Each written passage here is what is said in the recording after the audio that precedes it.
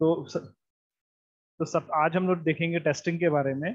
तो first of all testing क्या है। तो टेस्टिंग का मतलब कई बार सोचते हैं, सब टेस्टिंग को हम अगर बोला जाए तो टेस्टिंग हमारी होती है, testing is the process of executing a program with the intent of finding error. मैं बोल रहा हूँ with the intent of finding the error. अगर आप केवल सोच रहे हैं कि अगर आप अपना प्रोग्राम बना रहे हैं एंड जस्ट हम प्रोग्राम को टेस्ट कर रहे हैं कि वो वर्क कर रहा है, वेदर इट इज वर्किंग और not working, it is not testing. if you are just checking out whether the project is working or not working, that it is not called testing। Testing के बारे में बहुत गलत miss है। हमें पहले से मान के चलना होगा, हमें मानना होगा कि द प्रोग्राम और project that we have built contain many errors and the test of program is to find those error. मतलब हम पहले से ही एक मान के चलेंगे, इसको कह सकते हैं कुछ हद तक आप नेगेटिव अप्रोच मान के चलेंगे कि हमारा जो प्रोग्राम या चीजें बनी हैं वो हमारी उसमें बहुत सारी एरर हैं और we just have to find those error. तो ये सब बहुत ज्यादा आपको गलत फहमी नहीं होनी चाहिए कि ये नहीं मानना है हमको प्रोग्राम बस रन कर रहा है इसलिए हमको शो कर रहा है। तो इसमें आप लोग का जो टेस्टिंग होता है ये एक बहुत आपका स्ट्रेटजी वाला फीचर है कि इसके अंदर कि और इसको बहुत सिस्टमेटिक करना चाहिए। कई बार सब लोग सोचते हैं कि जिसने प्रोग्राम बना लिया he can easily test a program. तो ऐसा नहीं होता है कि अगर किसी ने प्रोग्राम बनाया है, इट इज नॉट नेसेसरी कि जो वो नए लोग सोच सकते हैं ऐसा कि किसी प्रोग्राम को टेस्ट करना हम लोग रैंडम जो बना लेगा वो टेस्ट भी कर लेगा। प्रोग्राम को डेवलप करना और उसको बनाना दोनों अलग चीजें हैं और इसको बहुत सिस्टमेटिक वे में वन बाय वन अलग अलग केसेस बना के स्टेप वाइज करेंगे। इसको कैसे करेंगे इसके बारे में हम लोग देखेंगे।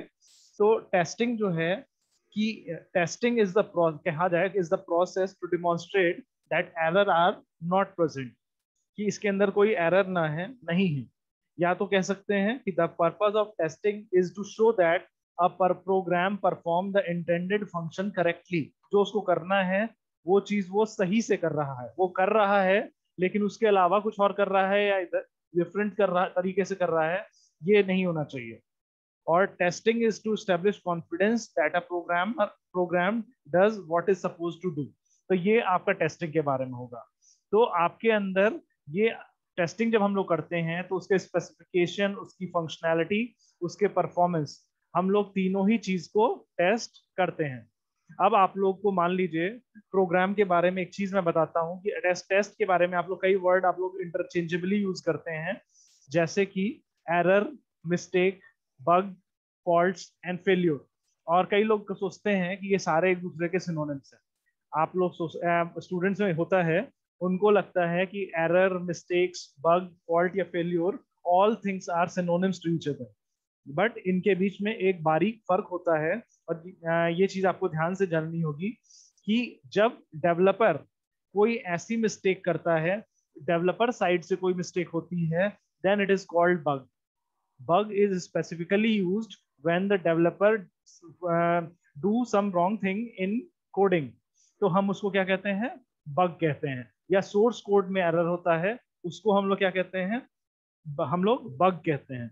और एरर्स क्या होती हैं, एरर आपकी होती हैं कि कई बार ऐसा होता है तो आपका एरर होती हैं कि सिंटेक्स एरर और मिसअंडरस्टैंडिंग ऑफ स्पेसिफिकेशन। कई बार आप लोग जो चीज करते हैं किसी सिंटेक्स एरर को या किसी स्पेसिफिकेशन को समझने में जो गलती हो जाती है वो आपकी एरर कहलाती है। तो एरर होती है, error generally propagate from one phase to the another with higher severity. तो आपका तो एरर जो होती हैं किसी, आप मान लीजिए सिंटेक्स को समझने में या किसी स्पेसिफिकेशन को समझने में जब आपसे गलती होती है तो ये आपका एरर कहलाती है। जब समझने और उसके इंटरप्रीट करने में कोई गलती हो जाती है तो वो आपके साथ में गलत हो जाता है और ये आपका मॉड्यूल टू मॉड्यूल उस गलती को बढ़ती भी चली जाती है एरर। तो एक एरर से हमारा जो चीज अकर होती है, एरर की वजह से जो प्रॉब्लम एरराइज होती है उसको हम लोग क्या कहते हैं, फॉल्ट कहते हैं। तो एरर में लीड टू वन और मोर फॉल्ट, एक एरर से आपकी एक से ज्यादा फॉल्ट भी हो सकती है। तो हम कह सकते हैं कि आप फॉल्ट को कह सकते हैं fault is the representation of error. ये बात ध्यान रखिएगा, fault is the representation of error. तो ये बात भी ध्यान रखिएगा कि फॉल्ट जो हमारा होता है वो एरर का रिप्रेजेंटेशन होता है। जैसे आप लोग का कि इज अ रिप्रेजेंटेशन, जैसे कि कोई रिप्रेजेंटेशन में आएगा, मान लीजिए आप किसी चीज को रिक्वायरमेंट को समझने में कोई गलती हुई, तो आपने उसके करस्पॉन्डिंग जो ईआर डायग्राम बनाएंगे वो गलत बनेगा। तो वहां गलती आपकी रिक्वायरमेंट को समझने में हुई, आपने ईआर डायग्राम गलत बनाया, तो वो आपका फॉल्ट है, ईआर डायग्राम इसमें फॉल्ट हो गया। तो लेकिन वो उसकी जो एरर क्या थी, एरर आपकी रिक्वायरमेंट के स्पेसिफिकेशन को समझने में थी। तो और अगर आपका फॉल्ट जो है वो सोर्स कोड में होगा तो वो क्या कहलाएगा, आपका बग कहलाएगा। तो अगर डेवलपर कोई गलती करता है, सोर्स कोड में कोई गलती है, तब वो आपका बग कहलाएगा। लेकिन अगर आपके समझने या इंटरप्रिटेशन में कोई गलती होती है, समझने में मिसअंडरस्टैंडिंग होती है, तो वो आपकी एरर कहलाएगी। एरर लॉजिकल भी हो सकती है, सिंटैक्टिकल भी हो सकती है। और एरर की वजह से आपका क्या जनरेट होगा, फॉल्ट जनरेट होगा। Fault is the representation of error. और एक एरर से मल्टीपल फॉल्ट जनरेट हो सकते हैं। ठीक है। अब हम लोग इसमें एक लास्ट पॉइंट देखेंगे, फेल्योर। तो जब आपका फॉल्ट को आप एग्जीक्यूट करते हैं, फॉल्ट है उस चीज में, लेकिन उस फॉल्ट को जब आप, fault is the representation of error, जब आपने उसको रिप्रेजेंट कर दिया और जब आपने उस रिप्रेजेंटेशन को एग्जीक्यूट कर दिया, तो that lead to failure, that lead to failure. तो देखिए इसमें फर्क क्या हुआ, अगर सोर्स कोड में एरर है तो वो आपका बग हुआ, अगर उसके रिप्रेजेंटेशन में एरर आई, उसको समझने में मिसअंडरस्टैंडिंग हुई, उसके स्पेसिफिकेशन गलत हुई, तो वो आपका एरर हुआ। एरर को जब आपने रिप्रेजेंट कर दिया या डायग्राम या बग से, तो वो आपकी फॉल्ट हो गई। और जब फॉल्ट एग्जीक्यूट हो गई तो वो क्या हो गई, फेल्योर। तो इस तरह से आप याद रखेंगे, there could be bug in the source code and there could be error, there could generate error due to misunderstanding or misunderstanding of representation और syntax error। और उसकी वजह से, एरर की वजह से आपका फॉल्ट अराइज होंगी, और फॉल्ट को जब आप एग्जीक्यूट कर देंगे तो वो फेल्योर की तरफ चल जाएंगी। तो इन चारों का मतलब को आपको क्लियरली समझना चाहिए। तो यहाँ लिखा है कि आपको टेस्टिंग में ज्यादा से ज्यादा एरर और बग्स को ढूंढना होता है, क्योंकि फॉल्ट फेल्योर जैसा तो उसकी वजह से ही आते हैं। तो आप टेस्टिंग में करते हैं, और सॉफ्टवेयर में वैलिडिटी भी होती है। अभी मैं इसके बारे में बताऊंगा कि हम लोग केस बना करके सॉफ्टवेयर टेस्टिंग करके कि सॉफ्टवेयर की वैलिडिटी टेस्ट करते हैं कि वो मिनिमम कॉस्ट का उसमें रन कर जाए। ठीक है। अब ये देखिए, ये हमारा टेस्टिंग का ऑब्जेक्टिव हो गया। तो मैंने अभी आपको बताया था एरर, बग, फॉल्ट और फेलियर। तो इसमें फिर से एक बार देख लीजिए, error it is the human action that produce the incorrect result that produce a fault. आप कहीं से प्रोड्यूस इनकरेक्ट रिजल्ट, आप गलत इंटरप्रेट करेंगे तो रिजल्ट भी क्या होगा, गलत रिजल्ट होगा, और उसकी वजह से क्या होगा, फॉल्ट जनरेट होगा। बग क्या है, the presence of error at the time of execution of software. अगर डेवलपर ने ही कोई गलती की है, कोड ही गलत है, तो ये एग्जीक्यूशन में एरर सॉफ्टवेयर के जनरेट करेगा, तो वो आपका हो जाएगा बग। ये सोर्स डेवलपर के साइड से होती है सोर्स कोड में। फॉल्ट क्या होता है, जो एरर की वजह से जनरेट होता है, एरर का representation, state of software caused by an error, error की वजह से फॉल्ट होता है। और जब आप फॉल्ट को एग्जीक्यूट करा देते हैं तो वो फेल्योर हो जाता है। तो इसकी डेफिनेशन थोड़ी इतनी एग्जैक्ट नहीं लिखी है मैंने, आपको सिंपल वर्ड में बता दिया। बग होगा सोर्स कोड में आपका होगा, अगर आप उसको समझने में या इंटरप्रीट करने में गलती होती है तो वो एरर है, और एरर को जब आप रिप्रेजेंट करेंगे तो वो फॉल्ट है, फॉल्ट को जब एग्जीक्यूट करेंगे तो वो फेल्योर है। अब आपको एक चीज देखनी है कि सॉफ्टवेयर डेवलपमेंट लाइफ साइकिल में हम लोग के साथ एक प्रॉब्लम ये है कि हम लोग टेस्टिंग की एक्टिविटी को mostly software development life cycle के लास्ट में रखते हैं। कायदे से अगर हो, अभी ऐसा सॉफ्टवेयर डेवलपमेंट साइकिल नहीं है कि हम ईच एंड एवरी फेज के लास्ट में टेस्टिंग कर सकें। तो मतलब we have not integrated testing with each phase. We normally do testing at the last of SDLC cycle. तो इसमें आपको हम लोग लास्ट में करते हैं टेस्टिंग, क्या करते हैं, तो इस आप लोग इसमें को यूज करते हैं। इसमें अब मैं आपको बताऊंगा कि आप लोग देखिए, यहाँ पर हमारा टेस्टिंग जो है, feasibility study, requirement analysis, specification, design, unit testing, फिर integration and system testing, 2 level of testing है। और ये सबसे सिंपल वाटरफॉल मॉडल का आपका टेस्टिंग का स्टाइल है। तो इसमें भी लास्ट में है। अब टेस्टिंग लाइफ साइकिल जो होती है हम लोग उसको देखेंगे, उसमें क्या होता है हम लोग। तो इसके अंदर ये टेस्टिंग लाइफ साइकिल है। लेकिन इसके पहले आपको मैं कुछ बताना चाहूंगा कि हम लोग टेस्टिंग लाइफ साइकिल को देखें तो पहले प्रोजेक्ट को स्टार्ट करते हैं, सिस्टम स्टडी होती है, टेस्ट का प्लान बनता है, उसके बाद डिजाइन टेस्ट केस करते हैं, हम लोग टेस्ट केसेस को डिजाइन करते हैं, ये ध्यान रखिएगा। सिस्टम को स्टडी किया जाता है, टेस्ट का प्लान बनाते हैं, उसमें टेस्ट केसेस को डिजाइन करते हैं, फिर उसके बाद हम लोग एग्जीक्यूट करते हैं उन टेस्ट केसेस को, और उसमें आने वाले डिफेक्ट को रिपोर्ट करते हैं, और उसको हम लोग रिग्रेशन टेस्टिंग करते हैं, और एनालिसिस के बाद हम लोग उसकी समरी रिपोर्ट को जनरेट करते हैं। तो टेस्ट प्लान हमारा क्या होता है? टेस्ट प्लान हमारा होता है, तो इसमें हम लोग प्लान बनाते हैं कि हम लोग अपनी टेस्टिंग को किस तरह से एग्जीक्यूट करेंगे। जैसे मैंने बोला, ये एक बहुत सिस्टमैटिक प्रोसेस होता है, और कई बार टेस्ट केस और टेस्ट सूट वर्ड आप लोग यूज करते हैं। तो ये तीनों चीजें आपको अलग अलग, दोनों में टेस्ट और टेस्ट केस तो एक ही चीज है, लेकिन टेस्ट सूट जो है आपका थोड़ा सा अलग होता है। इसमें क्या होता है कि जब आप बहुत सारे टेस्ट केस होते हैं, तो टेस्ट केसेस के सेट को हम लोग क्या कहते हैं? टेस्ट सूट कहते हैं। तो हम लोग उसको आपको टेस्ट सूट कहते हैं, ठीक है। अब आप लोगों को टेस्ट केस क्या होता है मैं बताऊं पहले। टेस्ट केस क्या होता है? It is a specific procedure of testing a particular requirement. किसी पर्टिकुलर एक रिक्वायरमेंट को फोकस करके आप एक प्रोसीजर डिजाइन करते हैं, और उस रिक्वायरमेंट के हिसाब से आप टेस्टिंग करते हैं। तो इसमें क्या करते हैं? Identification of specific requirement test, एक रिक्वायरमेंट करते हैं, टेस्ट केस सक्सेस या फेल्योर का क्राइटेरिया डिसाइड करते हैं, फिर कब उसको सक्सेस मानेंगे, कब फेल मानेंगे, उसके बाद आप स्पेसिफिक टेस्ट स्टेप को एग्जीक्यूट करते हैं, और फिर टेस्ट डेटा, क्या स्पेसिफिक टेस्ट होंगे वो एग्जीक्यूट करने के, उसको टेस्ट करने के, और उसके बाद अपने टेस्ट डेटा को प्रिपेयर करते हैं। तो अब इसमें एक और इम्पॉर्टेंट चीज आती है, हम लोग टेस्टिंग करते समय दो फेज में तो काम करते हैं। एक होता है हमारा वेरिफिकेशन, और एक होता है हमारा वैलिडेशन। एक होता है वेरिफिकेशन और एक होता है हमारा वैलिडेशन। तो पहले हम लोग दोनों को समझेंगे कि दोनों क्या होते हैं। तो वेरिफिकेशन जो है, आप लोग कई बार साउंड ऐसा करेगा कि दोनों सेम चीजें हैं, बट दोनों में थोड़ा सा फर्क है। अगर हम बोलें तो verification, it is the process of evaluating a system और component to determine whether the product of a given development phase satisfies the condition imposed at the start of that phase। तो मैंने फेज मैं फिर से बोल रहा हूँ, इसको सुनिए। It is the process of evaluating a system और अ कंपोनेंट, या सिस्टम का भी हो सकता है वेरिफिकेशन, कंपोनेंट का भी हो सकता है, to determine whether the product of a given development phase, कि जो प्रोडक्ट्स हैं जो जिस डेवलपमेंट फेज में है, मतलब ये डेवलपमेंट फेज की भी बात कर रहा है, मतलब पूरा फाइनल, ये वेरिफिकेशन जो है वो लास्ट में नहीं किया जा रहा है।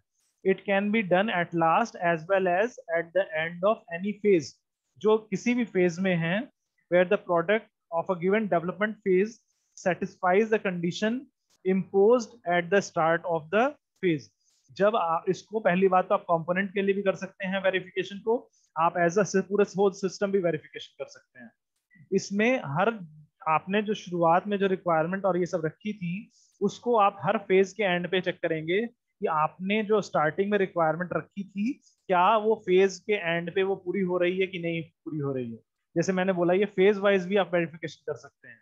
जैसे एक प्रोडक्ट है, लास्ट तक वेट नहीं करेंगे, तो हर फेज के एंड में चेक करेंगे कि आपने जो बनाया, जो किया एंड ऑफ फेज, जो आप शुरुआत में रिक्वायरमेंट लेके चले थे, वो काम आपने किया कि नहीं किया। तो यहाँ लिखा है कि आप, यहाँ पे लिखा है the software should conform to its specification, मतलब सॉफ्टवेयर को हर फेज के एंड पे चेक करेंगे। और वैलिडेशन की जब हम लोग बात करते हैं, तो वैलिडेशन में फर्क क्या है मैं बताऊंगा। Validation is the process of evaluating a system और कंपोनेंट। वैलिडेशन भी हमारा सिस्टम पे भी हो सकता है या कंपोनेंट पे भी हो सकता है, और eight the end of development process, या तो डेवलपमेंट के बाद। वैलिडेशन के साथ ये है कि ये डेवलपमेंट के बाद ही होता है, वैलिडेशन आपका डेवलपमेंट के बाद ही होता है, लेकिन वेरिफिकेशन डेवलपमेंट के पहले की फेज पे भी किया जा सकता है। जैसे आप फिजिबिलिटी स्टडी, डिजाइन और ये सब चीज करते हैं, तो ये डेवलपमेंट के पहले भी वेरिफिकेशन किया जा सकता है, but validation can be done only after the development work is done. तो whether it satisfy the specific requirement, दोनों में ही अपनी शुरुआत की रिक्वायरमेंट से हम लोग मैच करते हैं, लेकिन वेरिफिकेशन हमारा हर फेज में हो सकता है और बिफोर डेवलपमेंट भी हो सकता है। लेकिन वैलिडेशन जो हमारा होता है वो हमारा कोई प्रोडक्ट जब डेवलप हो जाता है उसके बाद ही किया जाता है। समझ रहे हैं? तो हम लोग इसमें अब बोलेंगे दोनों में, एक हम लोग बिफोर डेवलपमेंट भी कर सकते हैं, एक आफ्टर डेवलपमेंट भी कर सकते हैं। लेकिन हमारा जो टेस्टिंग होता है वो हमारा दोनों को मिला के बनता है, वेरिफिकेशन प्लस वैलिडेशन। अगर आपने एक को भी छोड़ा तो आपकी टेस्टिंग कही जाएगी कि आपने अपने टेस्टिंग को सही से नहीं किया है। तो दोनों में करने से क्या फायदा होता है कि अगर आप किसी चीज को बनने के पहले ही अच्छे से वेरीफाई कर ले रहे हैं तो ज्यादा चांसेस है कि आप अपनी गलतियों को पहले ही ढूंढ लेंगे। आप अपनी गलतियों को क्या करेंगे, पहले ही ढूंढ लेंगे। और अगर कोई चीज होने के बाद पता चले, जैसे कि एग्जाम में, आप क्लास में एग्जाम देते हैं, अगर आप कोई न्यूमेरिकल है उसको करने के एग्जाम के पहले घर पे 3 बार न्यूमेरिकल सब प्रैक्टिस करके एक एक बार देख लेंगे, तो हो सकता है वो न्यूमेरिकल आपसे गलत हो और आप उस गलती को एग्जामिनेशन हॉल में आके करने के बजाय आप घर पे ही उस गलती को क्या कर सकते हैं, ढूंढ सकते हैं।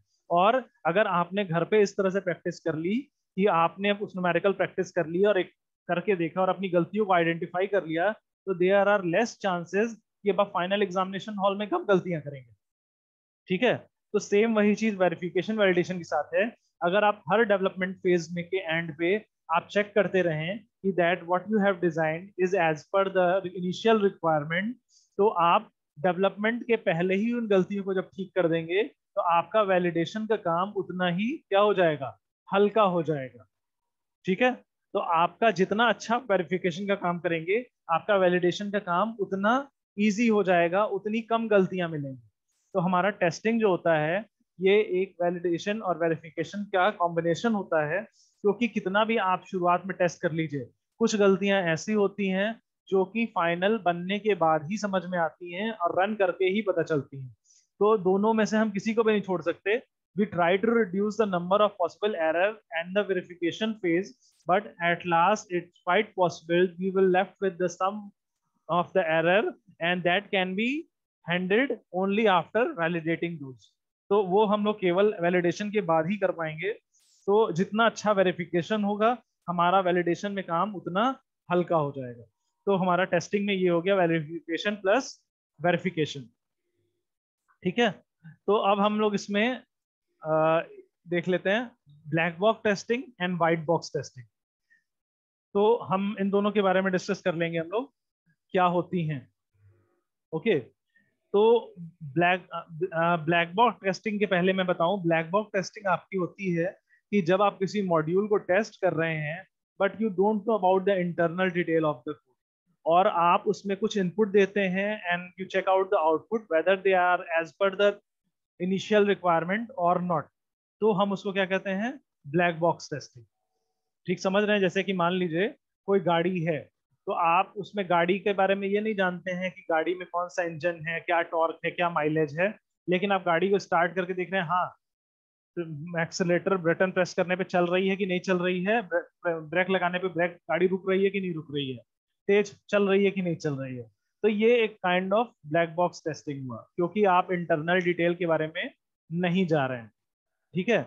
और test are based on requirement and functionality, तो इसमें हम केवल फंक्शनैलिटी को चेक कर रहे हैं और रिक्वायरमेंट को पूरी हो रही है या नहीं हो रही है।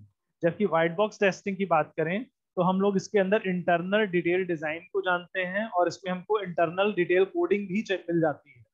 जैसे हर टेस्टिंग में आपको पूरी कोडिंग नहीं दी जाती, कभी कभी आप जैसे कोई क्लाइंट है तो वो अंदर की चीजें समझेगा भी नहीं गाड़ी, तो वो बाहर से चला करके देखता है हाँ वो सही है या नहीं है। लेकिन व्हाइट बॉक्स टेस्टिंग में आपको इंटरनल डिटेल या कोड भी मिल जाते हैं और टेस्ट केस जो बनते हैं वो उन कोड्स को चेक करने वाली ब्रांच पाथ कंडीशन जो फॉल्ट एरर हो सकती हैं अलग डिटेल एरर के साथ भी उसको चेक किया जाता है। तो कह सकते हैं व्हाइट बॉक्स टेस्टिंग ज्यादा रिगरस होती है क्योंकि वो ज्यादा डिटेलिंग के साथ की जाती है और उसमें बहुत रिगरस टेस्ट है। और ब्लैक बॉक्स टेस्ट आपका कह सकते हैं सुपरफिशियल टेस्ट है थोड़ा सा। तो ये चीज हो गई। तो इसमें आपका ब्लैक बॉक्स टेस्टिंग को हम लोग अगर शो करें तो वो कुछ इस तरह की है कि रिक्वायरमेंट दी गई और कोई पर्टिकुलर इवेंट में इनपुट दिया गया और उसके करस्पॉन्डिंग हम लोग अपने आउटपुट को चेक कर रहे हैं कि हमारा इनपुट है उसके करस्पॉन्डिंग हमें डिजायर्ड आउटपुट मिल रहा है या नहीं मिल रहा है। ठीक है, तो हम इंटरनल डिटेल के बारे में कुछ नहीं बात कर रहे हैं, इसलिए इसको हम लोग कहते हैं black box. We don't know whether what is inside the box, we are just checking out the input and corresponding output। और व्हाइट बॉक्स टेस्टिंग की जब बात करें तो व्हाइट बॉक्स टेस्टिंग में आप लोग का, जैसे आप कंपोनेंट का कोड भी हमारे पास अवेलेबल है, हम जब टेस्ट डेटा ले रहे हैं उस पर टेस्ट लगा रहे हैं, तो उससे हमारा जो टेस्ट आउटपुट आ रहे हैं हम उसको भी देख रहे हैं। कंपोनेंट कोड से हम लोग टेस्ट डेटा ले रहे हैं और उसको टेस्ट कर रहे हैं, तो हमारे पास कंपोनेंट डेटा कोड भी हमारे पास अवेलेबल है। ठीक है, तो इतना हुआ हमारा टेस्टिंग के बारे में। तो हम लोगों ने आज इतने तक देखा है टेस्टिंग क्या होती है, what is validation, what is verification, what are error, fault, bug, failure, and white box testing and black box testing. तो इतना हम लोगों ने देखा है, इसके आगे हम लोग नेक्स्ट लेक्चर में देखेंगे।